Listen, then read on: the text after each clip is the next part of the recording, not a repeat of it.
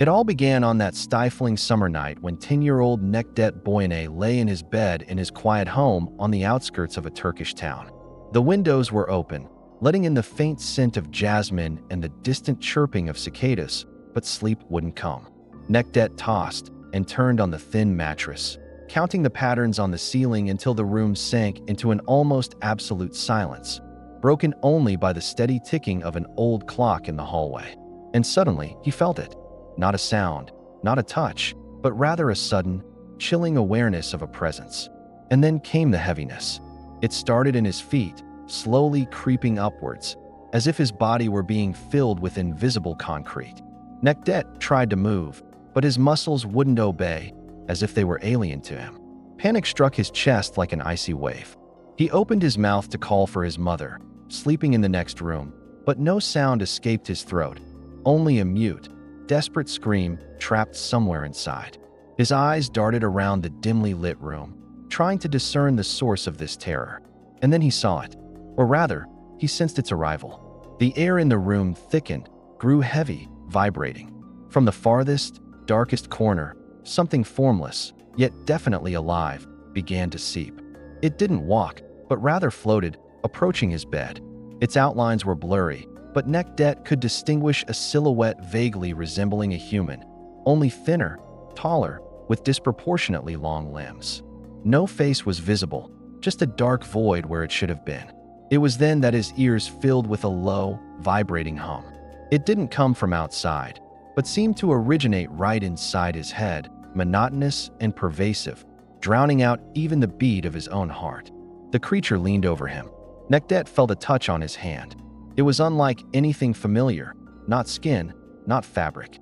The sensation was strange, repulsive. The surface was soft, yielding, yet simultaneously sticky and cool, like jellyfish tentacles or damp clay.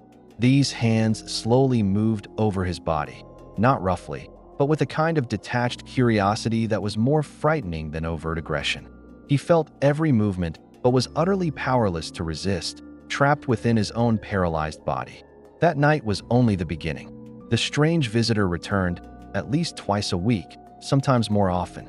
Each visit followed the same nightmarish scenario: the sudden awareness of presence, paralysis, the low hum in his ears, the cold, sticky touch. Nekdet learned to recognize the precursors: a peculiar silence, a slight change in ear pressure, an inexplicable feeling of anxiety that would wash over him minutes before the entity's appearance. He grew afraid to fall asleep, spending long hours staring intensely into the darkness, flinching at every rustle. His childhood became colored by this constant, hidden fear. He told no one. He instinctively felt he wouldn't be believed, that he'd be considered crazy or just a liar.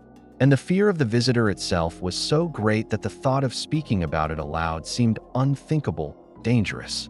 He was afraid of provoking even greater wrath from this entity. One day, after a particularly distressing visit, when the sensation of the sticky touch lingered long on his skin, Nekdet, now a teenager, took a pencil and a sheet of paper. With trembling hands, he tried to capture the image of his nocturnal tormentor. The drawing turned out strange, surreal, an elongated figure without clear features, with long, twisting limbs shrouded in mist. He hid the drawing deep in a desk drawer, as if fearing that even the image could attract unwanted attention. When Nekdet grew up, became a young designer, and got married, he naively hoped that his new life, the presence of the woman he loved beside him, might somehow change the situation, perhaps deter the nightly visitor. But the opposite happened. The visits not only continued, but became more frequent. Now they occurred almost every night.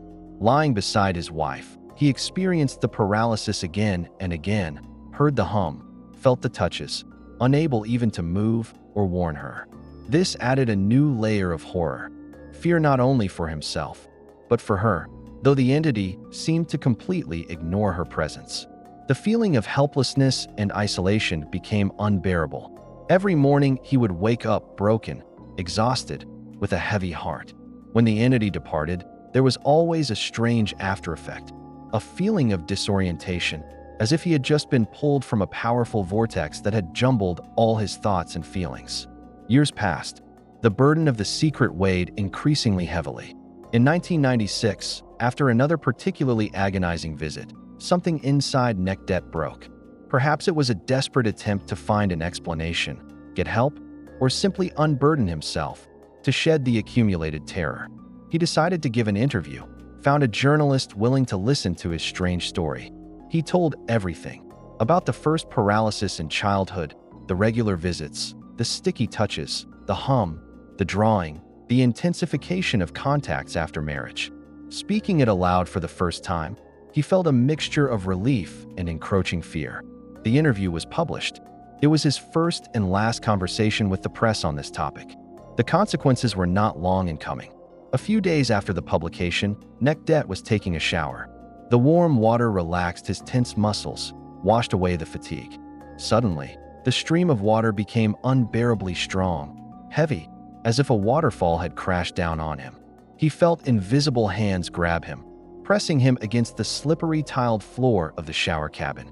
Water flooded his face, pouring into his mouth and nose.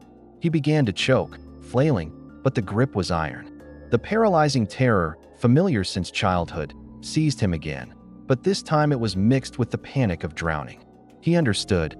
It was the creature. It was angry because of his disclosure. It was trying to kill him. At the last moment, just as consciousness began to slip away, the grip suddenly loosened. Nekdet, coughing and gasping for air, managed to crawl out of the shower, trembling all over. There was no doubt left. His visitor was not just an observer. It was capable of real physical violence and did not tolerate disobedience. This incident finally convinced Nekdet that he wasn't dealing with aliens from outer space exploring humans. Stories of abductions and medical experiments aboard UFOs seemed entirely different to him. His experience was different, more personal, psychologically oppressive, malevolent. He concluded that he was being persecuted by some kind of demonic entity, perhaps a jinn, as described in Turkish folklore, or something similar from a parallel dimension. This being wasn't seeking contact or exchange of knowledge. It wanted control, power over his life, feeding on his fear. It had established complete psychological and physical control over him, and the incident in the shower was a brutal reminder of the consequences of any resistance. Since then, Nekdet Boyne never spoke to anyone about his encounters again. Fear proved stronger than the desire to understand or share. In Turkey, where belief in jinn, beings from an unseen world, is deeply rooted in the culture, stories of contact with the supernatural often intertwine. Accounts from people claiming abduction by aliens and those who consider themselves victims of demonic entities or jinn often bear striking similarities. In both cases, paralysis, unexplained sounds, a sense of presence, and telepathic communication are frequently mentioned. Although Nekdet didn't explicitly mention telepathy, the hum could have been a form of influencing consciousness. And characteristically, neither type of visitor often leaves clear physical marks like bruises or cuts, acting more on the level of the psyche and sensations. Nekdet Boyne's story remains a grim testament to this kind of contact, not one of enlightenment or research, but an experience of pure, paralyzing terror and lifelong control by an unknown force.